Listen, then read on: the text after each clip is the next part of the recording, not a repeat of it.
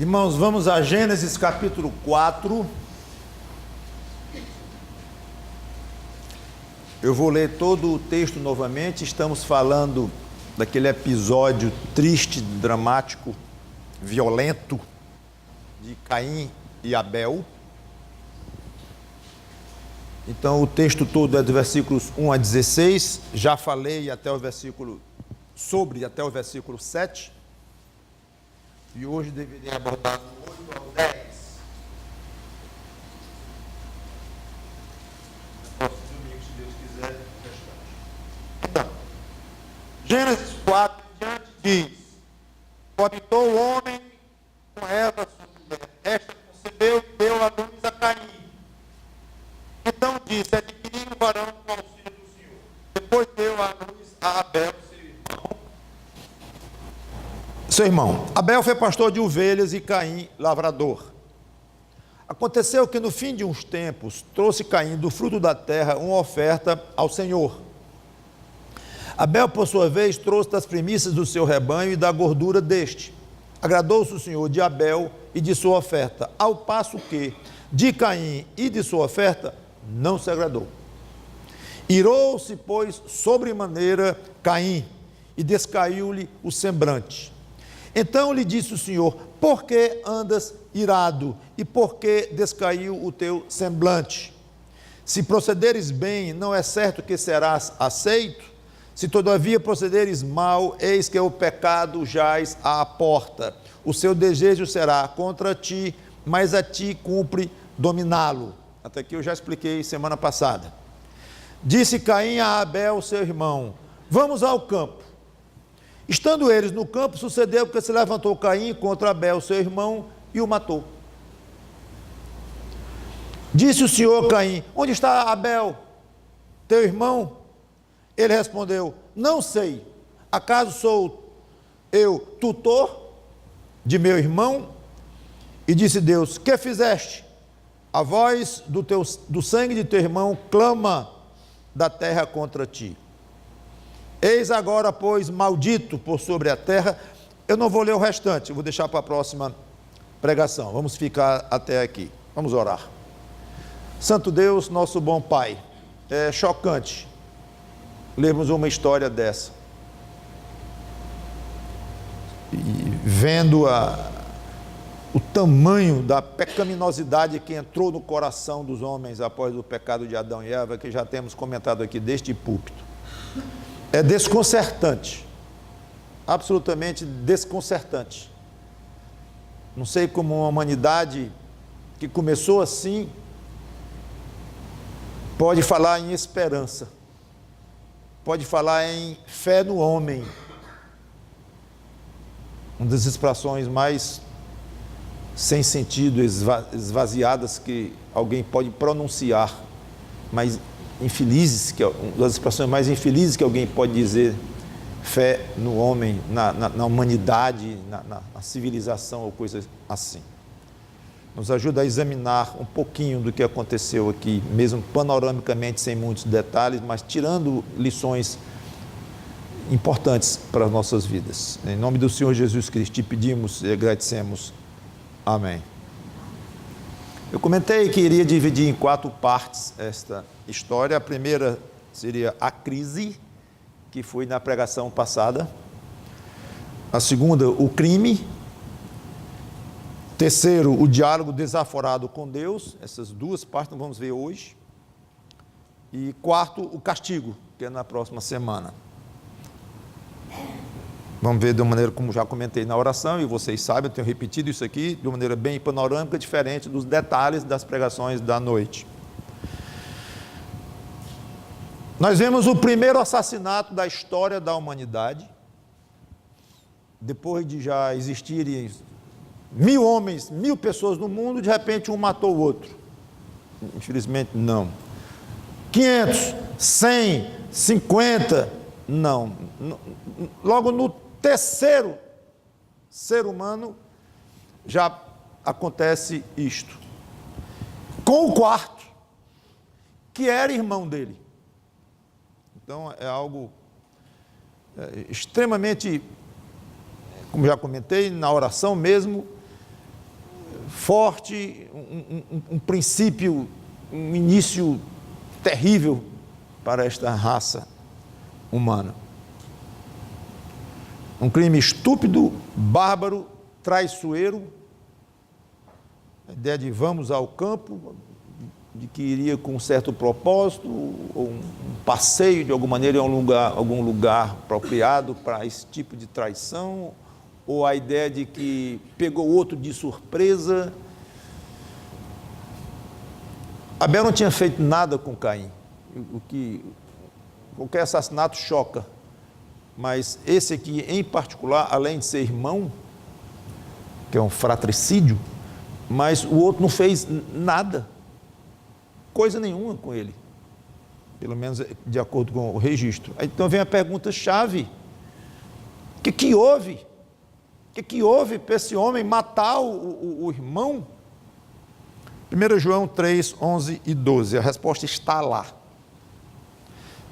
Dessa vez não precisamos deduzir ou sugerir algumas opções, não. Mas 1 João 3, 11 e 12 diz claramente: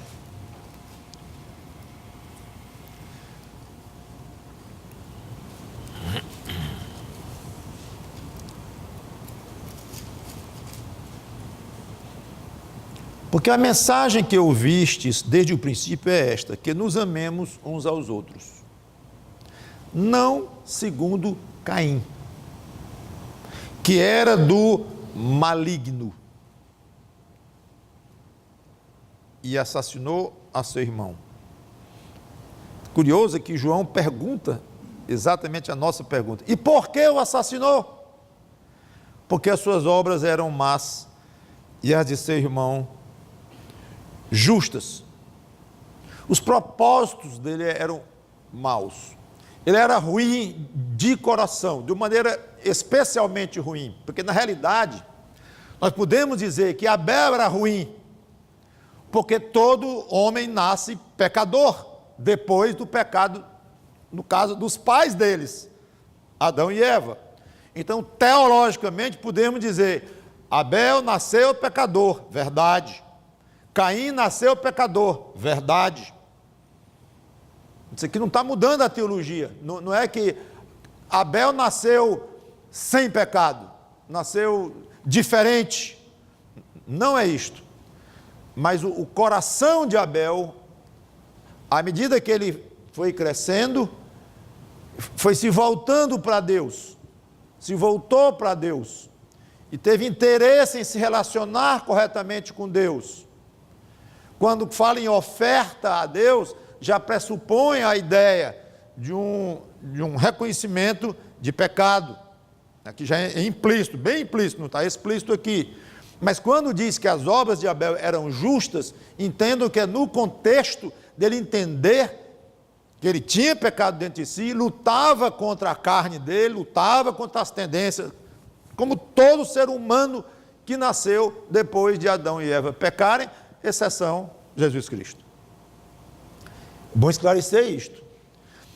Então, a diferença é que um nasceu ruim e ficou ruim e permaneceu ruim, cresceu naquela malícia ou naquela malignidade, e ali ele fez foi aprofundar naquele estado em que ele nasceu.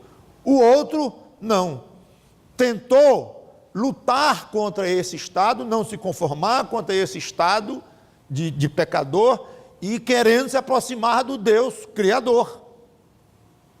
É isto aí. Ele não suportou o contraste com Abel.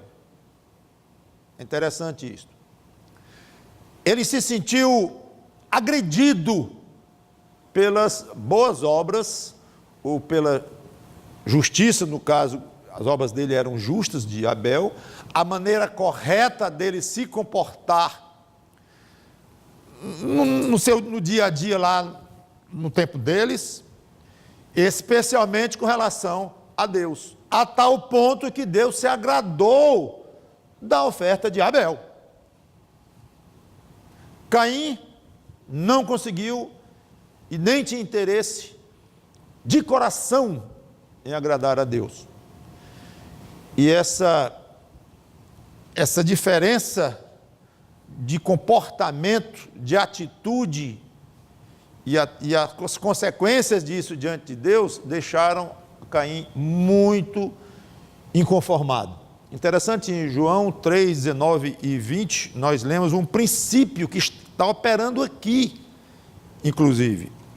E é muito bom quando vemos princípios operando, que tiramos lições valiosas. João 3, 19 a 20, o julgamento é este, que a luz veio ao mundo e os homens amaram mais as trevas do que a luz, falando agora de Cristo, porque as suas obras eram más. Porque agora, aí vem o princípio, no versículo 20, pois todo aquele que pratica o mal aborrece a luz. Esse é um princípio.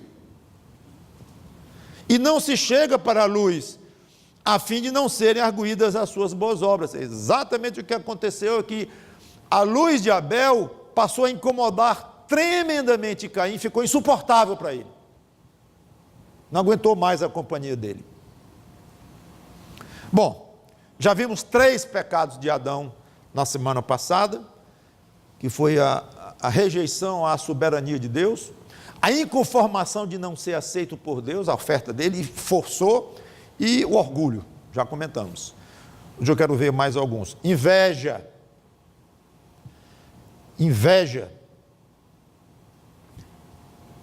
Se a inveja de Caim contra Abel fosse inveja da comunhão que Abel tinha com Deus. Isso é sutil e básico. Caim não estava com inveja da comunhão que Abel teve com Deus, nem do fato de ter sido aceito a Abel e não a ele, porque isso mostrava uma dificuldade dele se relacionar com Deus, não tinha nada a ver com isto. A inveja dele é que ele não suportava ver um aceito e ele rejeitado. Era uma corrida, era uma competição, não é nem corrida, com uma competição entre os dois. Um foi aceito, eu não fui aceito. Então eu perdi nessa. E criou-se então uma inveja no coração dele pelo fato de ter sido aceito. Não é as consequências disso, as motivações mais profundas. Puxa vida, Abel está agradando a Deus, está tendo comunhão com Deus, e eu não estou, eu gostaria tanto de ter. Ele era maligno, o coração dele era maligno, sabemos pelas Escrituras. Então ele não tinha interesse em Deus, coisa nenhuma. E por que ele queria ofertar? Uma competição com o irmão, ou receber alguma ajuda de Deus, ou comprar a Deus? Tem 1000 motivos pelos quais as pessoas são religiosas, e falam em Deus, e falam em Cristo, e dão ofertas às igrejas respectivas. 1000 coisas, 1000 motivações, mas só um interessa, para que alguém tenha a sua oferta e o seu coração aceito por Deus, é vontade de ter comunhão com o próprio Deus. Então lá vem a inveja. Uma passagem em Eclesiastes 4:4.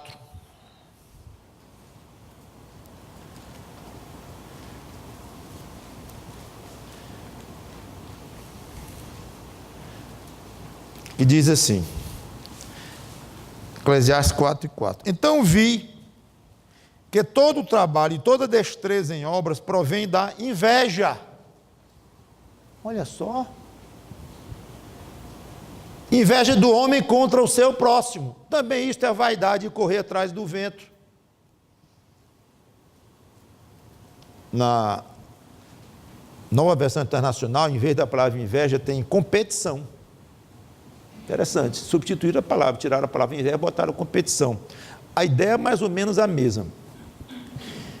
Como praticamente todas as palavras em hebraico, essa aqui, ela tem um leque de significados, não há uma precisão grande, como no grego tem, já tenho explicado isso para vocês algumas vezes. Então, quando você vai lá no dicionário hebraico para ver o que significa a palavra usada aqui no hebraico como inveja, aí você vai ver lá, ardor, zelo, ciúme, sentido de competição com o outro, que isso leva até um sentimento ruim com relação ao outro. Aí esse nome implica isso aí que nós vamos chamar de inveja. Então não adianta levar todos os conceitos que você tem sobre inveja no nosso português, levar para esta palavra lá, porque não é o caso, ela é mais ou menos geral. Então nós temos que ver o que significa, o que é que Salomão quer dizer aqui, é que todo o trabalho, destreza o esforço do ser humano de crescer e ganhar dinheiro, e ser isso, e ser aquilo, e ganhar, é competição com o outro, inveja um do outro, autocomparação com o outro. É exatamente isso que ele está dizendo, é uma desgraça isso para o ser humano. Competição que gera um sentimento ou vários sentimentos ruins, entre os quais inveja, irritação com o outro, porque ele conseguiu mais do que eu tenho conseguido mais do que ele, e eu não consegui o que ele tem, e eu tenho o que ele não tem. Pode ser dinheiro, pode ser a beleza de um filho, de uma filha, pode ser inteligência, pode ser mil coisas. Mas inveja causa destreza do homem, muito trabalho. Curioso isto. Devia ser só para ganhar o pão de cada dia. Mas não, o homem vai muito além, porque quer competir. E no fundo tem um sentimento esquisito com relação a outros, que aqui chamou de inveja. Tiago 3, versículo 13.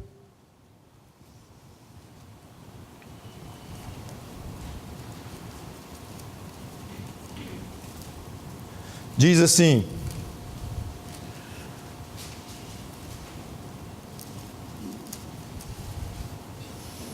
quem entre vós,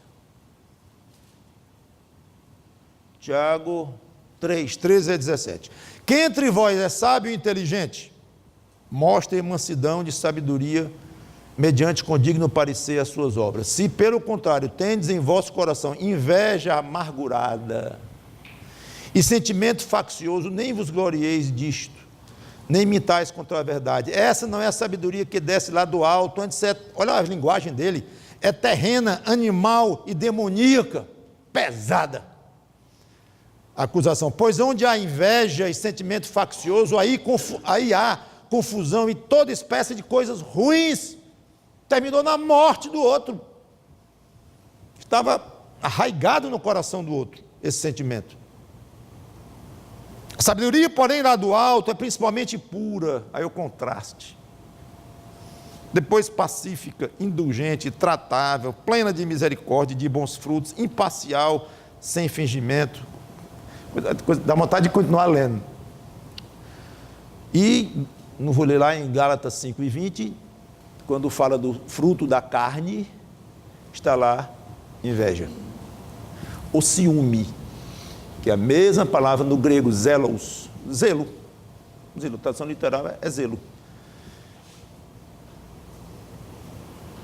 Quinto pecado de Caim, o assassinato em si.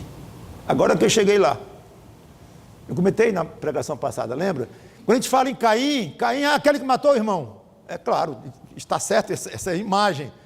Então, qual o grande pecado de Caim? Ter matado o irmão? Não sei não. Não sei se eu diria assim, não. Jesus considera criminoso quem lá no coração odeia o irmão. João, o apóstolo, também disse isso. Claro que choca o fato em si, e não vou dizer absolutamente que é errado, talvez eu mesmo dissesse, o pior pecado de Caim, o chama mais atenção, ter morto o irmão dele, ter assassinado o irmão dele, claro. Mas o que eu quero dizer é que veio, junto com mais outros, pelo menos 9, como eu coloquei, eu vou alistar 10 pecados de Caim. O quinto é que eu consegui chegar no assassinato. Já falei de vários antes, que levou a isto. Eu não vou nem me dar o trabalho de ir a Êxodo 20:13. Está lá um dos mandamentos, um dos 10 mandamentos da lei de Deus. Não o quê? Matarás. Quer uma sugestão? Não diga mais assim não. Diga, não assassinarás. É muito mais preciso de acordo com o espírito do que está lá. O próprio Deus mandou matar na guerra. Então é melhor você colocar, não assassinarás. É mais de acordo. Não vou dizer que tem essa sutileza toda lá, na palavra. Mas o espírito é precisamente esse. É você matar alguém de uma maneira pré-concebida, pré-organizada na sua mente, você assassinar. O nosso termo é preciso. Então, esse termo vai em cima. Então, Caim deixou a inveja passar do coração para a ação. Só lembrando que Abel é um tipo de Cristo, aponta para Cristo. Um tipo é alguém que aponta para o outro, em termos teológicos. Jesus, justo, foi traído também, muito mais justo do que Abel, porque ele era 100% justo. Abel, já expliquei o estado dele, como o estado de qualquer um de nós, crentes. E as obras de Jesus eram boas, absoluta e totalmente, completamente boas. Foi morto por homens de obras más, que não suportaram a luz que ele emitia. Ele era a própria luz que ele deveria vir e veio ao mundo. Ele foi morto por inveja da classe religiosa, dos fariseus, escribas, sacerdotes, inveja pura, ignorância da turba e muitos outros motivos, mas a inveja estava lá forte naqueles que lideraram, providenciaram mesmo a morte dele. Então, quando lembrar de Abel, lembre-se de Cristo. Terceira parte que eu divido então esta triste história, o diálogo desaforado com Deus. A lista de pecados continua aumentando. Sexta, mentira pura e simples. Abel, Caim, onde está teu irmão? Lembra que eu falei na mensagem passada que quando Deus abordou Caim, porque ele estava irritado e com o semblante descaído, que já expliquei o que é isso, e Deus veio graciosamente com perguntas. Ele fez 2 perguntas a Caim. Lembrei que ele tinha feito perguntas a Adão, quando Adão pecou. Adão, onde tu estás? Adão escondido lá, morto de vergonha, com a sua mulher lá atrás de uma árvore. Onde tu estás? Segunda pergunta, quem te fez saber que estavas nu? Pergunta. Aí pergunta, por que está descaído o teu semblante, Caim? Pergunta. O pecado jaz à porta, a ti compete dominá-lo. Se você dominá-lo, não é certo que serás aceito? Pergunta. Impressionante. Então Deus pergunta de novo. Impressionante isto. Cadê teu irmão? Aí ele mente de uma maneira descarada, não sei. E o sétimo pecado, irreverência aí, vamos botar desrespeito, grosseria, você imaginar com Deus. E eu sou lá tutor do meu irmão. O desaforo, a afronta. Já pensei muitas vezes, ainda bem que eu não sou Deus. Porque a raça humana tinha terminado, acho, por ali. Ou antes. Porque a raiva que dá, vendo um homem desse, falando com o próprio Deus, depois de ter assassinado o irmão, cadê seu irmão? E eu sei lá, e eu sou tutor do meu irmão? Irmão chega, ferve, pelo menos eu que tenho o sangue um pouquinho quente. É impressionante. E como é que Deus não pulverizou este homem? Vamos ver o que Deus fez com ele no próximo domingo, se Deus quiser. A voz do sangue de teu irmão clama da terra a mim.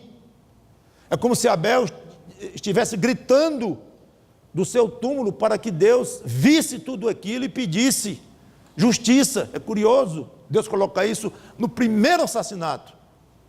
E é um conforto enorme para nós ver a sensibilidade de Deus. Eu vi, Caim, o que você fez com seu irmão. Eu sei, aliás, eu estou ouvindo o sangue dele gritando contra mim. O sangue não fala. Então, é uma metáfora forte, muito viva, que Deus lança aqui. É tão forte que eu estou incomodado, Caim, com o grito do sangue do teu irmão contra mim, clamando por justiça, pedindo justiça. Caim, eu vou agir. O grito do sangue do teu irmão não está caindo em ouvidos surdos.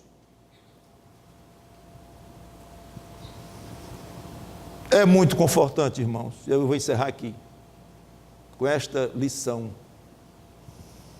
Quantas vezes nós somos injustos com Deus, pensando assim, Ele não está ouvindo o meu grito, Ele não está ouvindo o meu clamor, Ele não está entendendo bem o tamanho da minha angústia com este assunto, porque Ele não faz nada.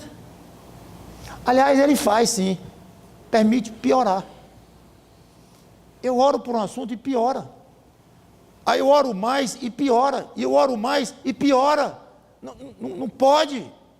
Cadê a sensibilidade de Deus? Tudo bem, Ele é sensível com um bocado de gente na Bíblia, mas comigo, com o meu problema, e eu não sou crente, Cristo morreu por mim, não me amou, eu não sou filho de Deus também. Aí vem, às vezes isso se faz não de uma maneira muito consciente, ou com palavras duras diante de Deus, não, mas o coração fica de uma maneira tal, fazendo beicinho diante de Deus, olhando para Ele meio de banda,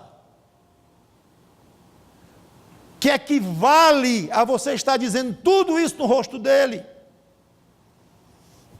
Repito, não com tanta força, ou com tanto atrevimento, até como no caso Caim teve. Atrevimento não teria nem a palavra para aplicar, nós somos crentes, mas vamos dizer, com uma certa agressividade de Deus. Não, talvez eu falando assim, a sua consciência nem lhe acuse, com razão. Não tenho sido agressivo assim contra Deus, nunca cheguei para Deus e dizer, olha, tu não me amas não, e tu não é justo comigo, tu não é sensível para mim não. Eu nunca, pastor, nunca cheguei diante de Deus e disse assim para Ele, acredito plenamente, mas não significa que lá no fundo do seu coração, você teve uma atitude, pelo menos, parecida com isto.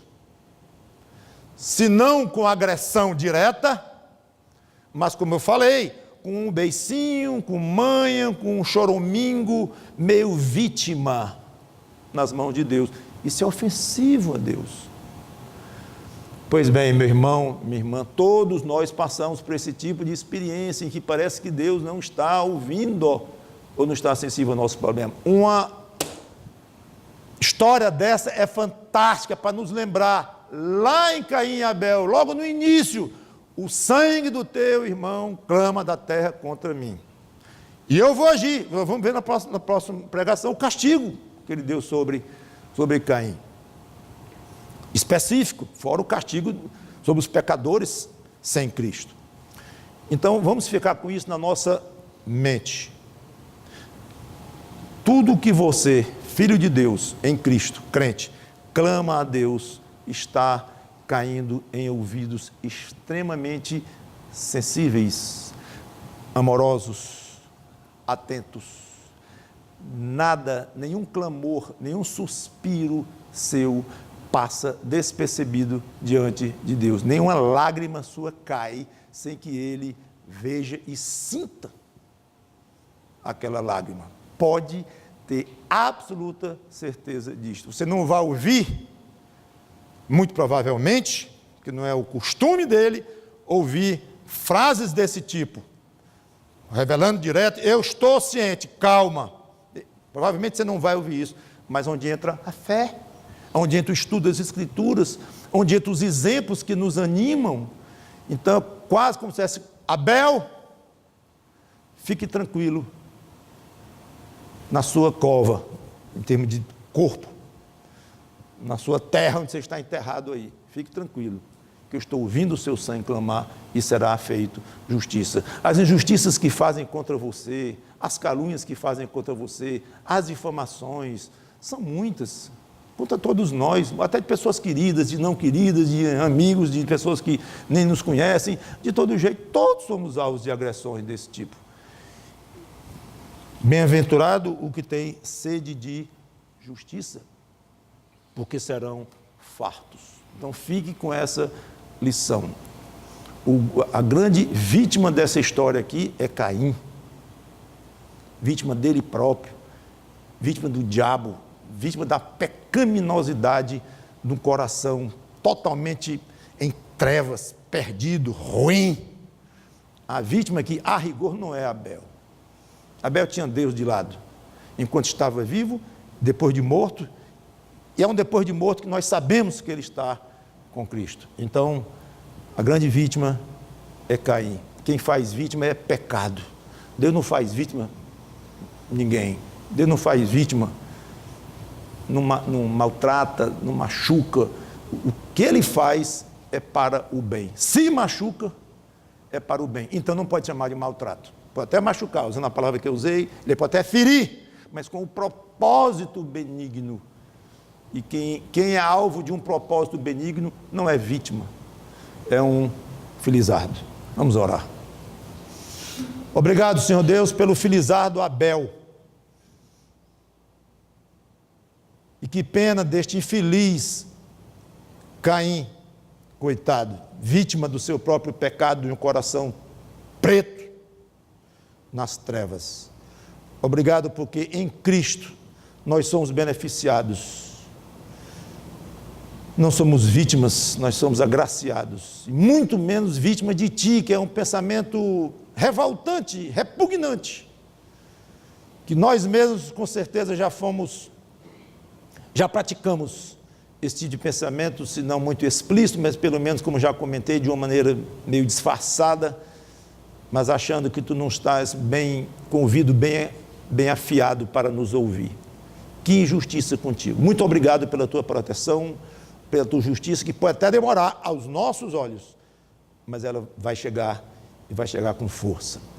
Obrigado pela tua proteção, teus olhos que veem tudo e teu amor para conosco. Em nome do Senhor Jesus Cristo. Amém.